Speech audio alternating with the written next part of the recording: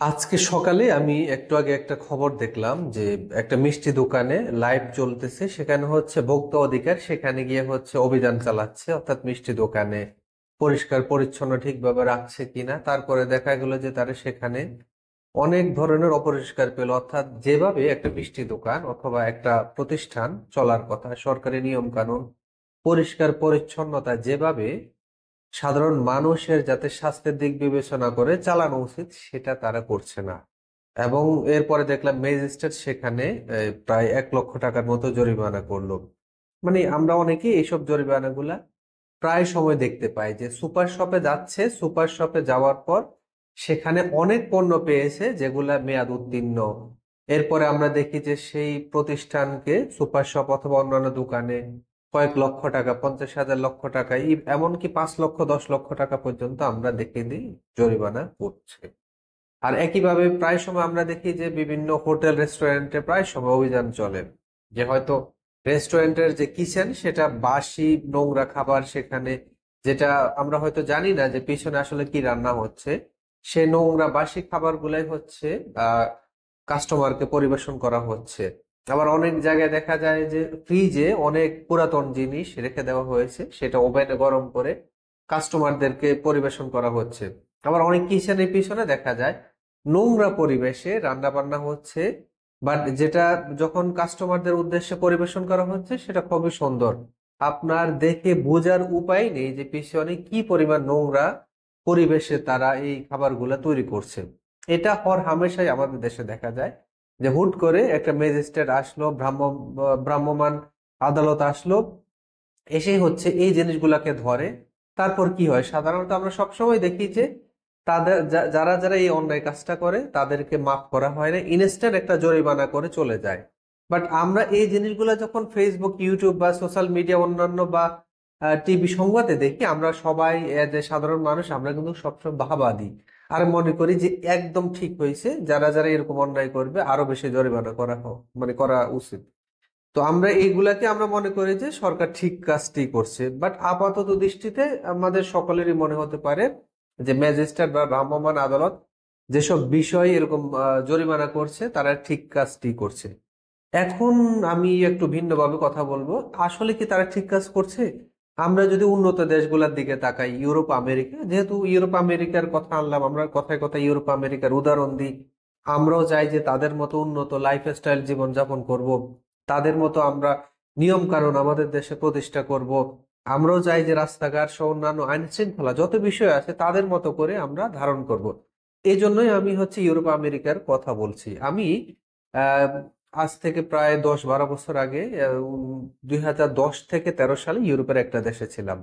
তো সেখানে আমি পড়ালেখার পাশাপাশি একটা রেস্টুরেন্ট বা বেকারি শপ হচ্ছে পার্ট টাইম আমি কাজ করতাম পড়ালেখার পাশাপাশি। সেই অভিজ্ঞতাটা আমি শেয়ার করব, তারপরে আসবো যে আমাদের দেশে যে কাজটা করতেছি এটা আদৌ ঠিক কিনা। আমি যে বেকারিতে কাজ করার সময় আমাদের ওখানে প্রায় সময় ভ্রাম্যমাণ আদালত আমাদের ওখানে আসতো। তবে সবচেয়ে মজার জিনিস কি জানেন, তারা সে দেশে ভ্রাম্যমাণ আদালত আসার আগে ঘোষণা দিয়ে আসতো। কিভাবে? তারা সাধারণত তিনটা মাধ্যমে তারা ঘোষণা দিত, তো বলতো যে সামনের মাসে আমি যে কোনো দিন তোমাদের এই প্রতিষ্ঠানে অভিযান চালাবো, বা আমরা পরিদর্শন করবো, ইন্সপেকশন করব। অথবা বলতো সামনের মাসে এই সপ্তাহে, অর্থাৎ নির্দিষ্ট একটা সপ্তাহে যে কোনো দিন আমি আসবো। আর থার্ড হচ্ছে স্পেসিফিক একটা দিনের কথা বলতো বা ডেটের তারিখের কথা বলতো যে এই তারিখে আমরা আসব।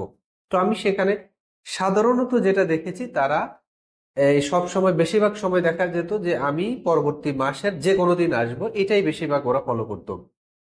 তো একটা প্রতিষ্ঠানে কি হয় দেখেন, যখন তারা ঘোষণা দিয়ে আসতো যে আমি সামনের মাসে যে কোনোদিন আসব, ওই প্রতিষ্ঠানের মালিক সব সময় চেষ্টা করে, যেহেতু তারা ঘোষণা দিয়ে আসতেছে, আর তার মানে আমাকে এই প্রতিষ্ঠানটা, আমার যে ব্যবসা প্রতিষ্ঠান বা আমার যে রেস্টুরেন্ট বেকারি, এটাকে আমার পরিচ্ছন্ন রাখতে হবে। তারা যখনই হচ্ছে আমার এই প্রতিষ্ঠানে ইন্সপেকশনের জন্য আসবে, আমাকে নিশ্চিত করতে হবে যে আমরা সবকিছু পরিষ্কার রাখছি। তা আমি তখন ভাবতাম যে এই ব্রিটিশরা তো বোকা কেন? কারণ আপনি জানেন যে প্রত্যেকটা প্রতিষ্ঠানে, আপনি বাংলাদেশ বলেন আর ইউরোপে বলেন, যখন রান্না বান্না হয় কিচেনে অনেক কিছু হচ্ছে একটু ময়লা থাকে, কারণ সব সময় যে নিয়ম অনুযায়ী যে আপনি কিছুক্ষণ পর পর পরিষ্কার রাখে, এটা আসলে কোনো দেশে সম্ভব হয় না। তো ওখানেও যখন কিচেনে রান্না হতো আমি দেখতাম যে এই আপনার ফ্লোরটা একটু ময়লা জমে আছে, বিভিন্ন যে রান্নার যে ছড়িয়ে ছিটিয়ে আছে। তো আমি ভাবতাম যে এখনই তো যদি ইন্সপেকশনের লোক আসে ধরা খাবে না, তারা একটা জরিমানার সম্মুখীন হবে। অথবা ওই দেশে হচ্ছে আপনার আজকে যদি একটা রান্না করলেন খাবার, সেটা পরবর্তী বা পরের দিন বিক্রি করার নিয়ম আছে। তবে নিয়ম হচ্ছে আপনি যখন এই খাবারটা রেখে দিবেন, আপনাকে অবশ্যই নিয়ম অনুযায়ী ডেটটা লিখে দিতে হবে। অথবা অন্য কোনো কিছু আপনি একটা সস বা আপনি একটা রেসিপি অথবা মশলা একটু রেডি করে রাখলেন, অথবা কোনো খাবার বেঁচে গেল মানে অর্থাৎ অবিকৃত রয়ে গেল, সেটা আপনি ডেট দিয়ে লিখে দিবেন এটা আজকে তৈরি, এটার মেয়াদ 3 দিন বা 2 দিন। এভাবে অর্থাৎ ওই দেশে হচ্ছে আপনাকে এই নিয়মগুলো পালন করতে হবে। কিন্তু বাস্তবিক অর্থ হচ্ছে কোনো দেশে আসলে এই নিয়মগুলো পালন করা সম্ভব হয় না। কারণ এটা আপনি দেখেন, প্রত্যেকটা খাবার যদি বেঁচে যাওয়া যে অংশগুলো আপনি প্রত্যেকটা হচ্ছে র্যাপিং করে রাইট ওয়েতে প্রপারলি র্যাপিং করে আপনাকে হচ্ছে কি করতে হবে, ডেট লিখে দিতে হবে এবং এক্সপায়ার ডেটটা লিখে দিতে হবে, মেয়াদ উত্তীর্ণ ডেটটা লিখে দিতে হবে। এটা আসলে কয়টা প্রতিষ্ঠান মেনে চলা সম্ভব, ওই দেশেও এটা সম্ভব হয় না। তারা একটা ঠিক আছে যে একটা জিনিস অনেক নষ্ট হয়ে গেছে সেটা খাওয়ায় না, কিন্তু একদিনের যে রান্না করা খাবার যদি বেঁচে থাকে, আমি সেখানেও দেখেছি ওরা রেখে দেয়, পরের দিন এটা গরম করে ওভেনে খাবার পরিবেশন করা হয় কাস্টমারদের উদ্দেশ্যে। তবে এটা এমন না যে একদম নষ্ট হয়ে গেছে, খাওয়ার উপযোগী। তো আমি তখন ভাবতাম যে ওই যে ইন্সপেকশনে যারা ব্রিটেনে আসবে, ওরা আজকে আসলেই তো হচ্ছে আমার বসকে ধরতে পারবে বা একটা জরিমানা তাকে করতে পারবে। কিন্তু আশ্চর্যের বিষয় হচ্ছে, আমি যত ওদেরকে বোকা ভাবতাম, আসলে ওরা বোকা না। ওরা ইনফর্ম করে আসতো যে আমি সামনের মাসের যে কোনো দিন আসবো। যখন আপনাকে একটা মাস সময় দিচ্ছে যে আমি ডিসেম্বরে আসব সামনের মাসে যে কোনো দিন, তখন ওই প্রতিষ্ঠান কি করে, মালিকের মাথা ঠিক থাকে না যে আমি যেহেতু আমাকে ঘোষণা দিয়ে আসতেছে সামনের মাসে আমি পুরো মাসটা নিট অ্যান্ড ক্লিন আমাকে রাখতে হবে প্রতিষ্ঠানটা। উনি সকালে এসে বলতে সবকিছু পরিষ্কার করো, সব ঠিক আছে কিনা। সকালে বিকালে সকালে বিকালে উনি ইন্সপেকশন করতো, অর্থাৎ মালিক নিজে ইন্সপেকশন করতেছে যে এভরিথিং প্রিপেয়ার কিনা। আবার সে যখন কোনো ফ্রিজে আপনার রান্না করা জিনিস বা বিক্রি আজকে হয়নি এমন জিনিস যখন রাখতেছে, অর্থাৎ সরকারি যত নিয়ম কানুন সব মেনে সে 1 মাস ফলো করতেছে, ডেট লিখে রাখতেছে। তারপর হচ্ছে কোথাও আরেকটা ইম্পর্টেন্ট জিনিস হচ্ছে তেলাপোকাটা, ওই দেশে তেলাপোকা বা ইঁদুর যদি খাবারের আশেপাশে পাওয়া যায়, এটা বিশাল শাস্তিযোগ্য অপরাধ। তো তেলাপোকা মারার জন্য দুনিয়ার যত গাম রয়েছে, অর্থাৎ তেলাপোকা নিধনের যা যা প্রক্রিয়া ওনারা সবকিছু ফলো করলো 1 মাস। পুরো প্রতিষ্ঠানটা বা বেকারিকে একদম নিট অ্যান্ড ক্লিন রাখলো। এরপরে হঠাৎ করে দেখি যে একদিন একদিন ওরা হাজির হলো ইন্সপেকশনের জন্য, আর ওরা এসেই সবকিছু পরিষ্কার পেলো। এসে দেখে যা প্রতিষ্ঠানটা তো খুবই সুন্দর। তারপর হচ্ছে যাওয়ার সময় আমার বসকে বা মালিককে থ্যাংক ইউ দিল, যে তুমি ধন্যবাদ, আমরা যে আসছি তোমার এখানে সবই পরিষ্কার পেয়েছি, যেভাবে যেভাবে চেয়েছি সেভাবে পেয়েছি। উল্টা ওনাকে থ্যাংক ইউ দিয়ে যায়। তো আমি ভাবতাম যে লোকগুলা কি বোকা, ওরা যদি হুট করে একদিন আসতো, অথবা এই যে ডিসেম্বরের পরিবর্তে যদি পরবর্তী মাসে আসলে আবার উল্টাপাল্টা পাবে। তো ও আসলে মেইন বিষয়টা হচ্ছে আমাদের দেশ আর উন্নত দেশগুলার আহ, আপনার চিন্তার পার্থক্য এখানেই। ওরা চিন্তা করে যে কখনো আপনাকে জরিমানা করা নয়, ওদের উদ্দেশ্য ওরা যে ঘোষণা দিয়ে আসলো 1 মাস আগে, তখন একটা প্রতিষ্ঠান 1 মাসে তারা প্র্যাকটিসের মধ্যে থাকে। তারা কি করে যে প্রত্যেকটা এই 1 মাস তো অন্তত পক্ষে কাস্টমাররা ভালো জিনিস খেয়েছে, ভালো জিনিস পেয়েছে, নিট অ্যান্ড ক্লিন ছিল, অর্থাৎ যে মূল যে কাস্টমার ওনারা কিন্তু এখান থেকে একটা বেনিফিশিয়ারি হয়েছে। আর যে 1 মাস একটা প্র্যাকটিস করলো একটা ব্যবসা প্রতিষ্ঠানকে ঠিকভাবে রাখার জন্য, এই প্র্যাকটিসটা কমপক্ষে আরো 2 মাস থাকবে। আর আমাদের দেশে কি দেখেন, আমাদের দেশে এটা আপনি চিন্তা করতে পারবেন, আমরা যদি বলি যে আমরা এই প্রতিষ্ঠানে কালকে অভিযান চালাবো, আমরা তাদেরকে পাগল বলবো। আসলে আসলে মানে কি বলবো, যে পার্থক্য এখানে। চিন্তা করে দেখেন, আমাদের দেশে একটা প্রতিষ্ঠানে আসে এসে 5 লক্ষ টাকা 2 লক্ষ টাকা জরিমানা করে যাচ্ছে, একটা হোটেলে এসেই সে জরিমানা করে যাচ্ছে। পরের দিন কি আর খোঁজ নিচ্ছে হোটেলে কি চলতেছে, যে কারণে জরিমানা করছে 5 লক্ষ টাকা। পরবর্তী সপ্তাহে কি তারা যেই কারণে জরিমানা খেয়েছে ওটা কি নির্দেশনা ঠিকভাবে সরকার পালন করতেছে? কখনো করে না। করলেও তো যে যারা পরিদর্শন করেছে তারা তো এসে আর দেখতেছে না।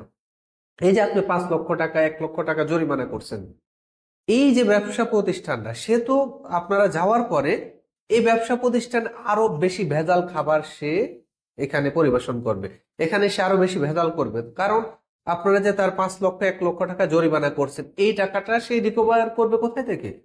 আরো ভেজাল খাবার মিশিয়ে, অর্থাৎ তাকে আরো ভেজাল করতে হবে। এই আগের যে জরিমানা যে করছে সে টাকাটা রিকভার করতে হলে তাকে সামনে যে ব্যবসা করবে সেখানে ঝামেলা করে, অর্থাৎ বাসি পচা খাবার, মেয়াদ উত্তীর্ণ খাবার, এইটা সে বিক্রি করেই হচ্ছে আগের জরিমানাটা তাকে রিকভার করতে হবে।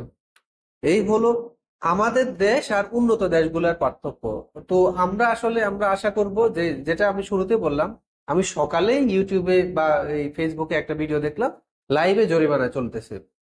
ভাই আপনি তো ওখানে 1 লক্ষ টাকা জরিমানা করে দিয়ে যাবেন কাম সারা, কিন্তু ওই যে ওখানের যে ভোক্তারা, ওখানের যে রেগুলার যে যারা খাবার খায়, তারা তো এটা সাফারার হবে, পরবর্তীতে সে আরো ভেজাল করে এই টাকাটা রিকভার করবে। তাই আমাদের দেশেও যদি সত্যিকার অর্থে আপনি চান যে একটা প্রতিষ্ঠান ভালো চলুক, আপনি যে কোনো সুপার শপে আগে ঘোষণা দিয়ে যান, আমরা সামনের মাসে যে কোনো দিন এখানে অভিযান চালাবো, ওই সুপার শপ থেকে যত মেয়াদ উত্তীর্ণ খাবার সব ওরা সরিয়ে ফেলবে। সরিয়ে না, এটা পার্মানেন্টলি সরিয়ে ফেলবে, অনেক সময় অগোচরে থেকে যায়। আবার ফার্মেসিতে দেখেন, আপনি এক এক ফার্মেসিতে ঘোষণা দেন না যে আমি এই ফার্মেসিটাতে অভিযান চালাবো যদি মেয়াদ উত্তীর্ণ কোনো ওষুধ থাকে। ভাই একটা ওষুধ তো ভুলেও থেকে যেতে পারে, কিন্তু আপনি যখন ঘোষণা দিয়ে যাবেন তখন সে নিজ ইচ্ছাতে সে যত্ন সহকারে প্রত্যেকটা মেয়াদ উত্তীর্ণ ওষুধ সে নিজ থেকে সরিয়ে ফেলবে। আর এতে করে সত্যিকার উপকৃত হবে এদেশের মানুষ। হ্যাঁ, আমরা শুধু ওই জরিমানা করে কখনোই সমাধান হবে না। আপনাকে সুন্দর সুন্দর সিস্টেম আপনাকে অ্যাপ্লাই করতে হবে। আপনারা ইউরোপে যান, ঘুরতে যান, দেখেন রাস্তাঘাট কিভাবে পরিষ্কার পরিচ্ছন্ন রাখতে হয়, কিন্তু এই দেশে এসে এটা তো আর কখনো প্রয়োগ করেন না। আবার আপনার যে বস্তা পচা নিয়ম, সেই নিয়মে চালান। আমি আশা করব যে সামনে ভবিষ্যতে অথবা অদূর যে সামনে যে সরকার আসবে, যেহেতু তারেক রহমানও বিদেশে থাকে, উনি এর আগে অনেক ভিডিওতে বলছে যে ইউরোপের অনেক ভালো ভালো নিয়ম এই দেশে প্রয়োগ করবে। আমরা আশা করি উনি যদি সত্যিকারে সেই ওনার কথাগুলো রক্ষা করতে চায়, যদি আল্লাহ কোনোদিন ওনাকে প্রধানমন্ত্রী বানায়, আমরা আশা করব উনি ওনার সে লন্ডনে থাকার যে অভিজ্ঞতা, কিভাবে একটা দেশকে ভালো রাখতে হয়, মানুষকে ভালো রাখতে হয়, আশা করি উনি এগুলো প্রয়োগ করবে। তো আমরা আমরা চাই যে এইসব সুন্দর সুন্দর নিয়ম আমাদের দেশে প্রয়োগ হোক। ধন্যবাদ।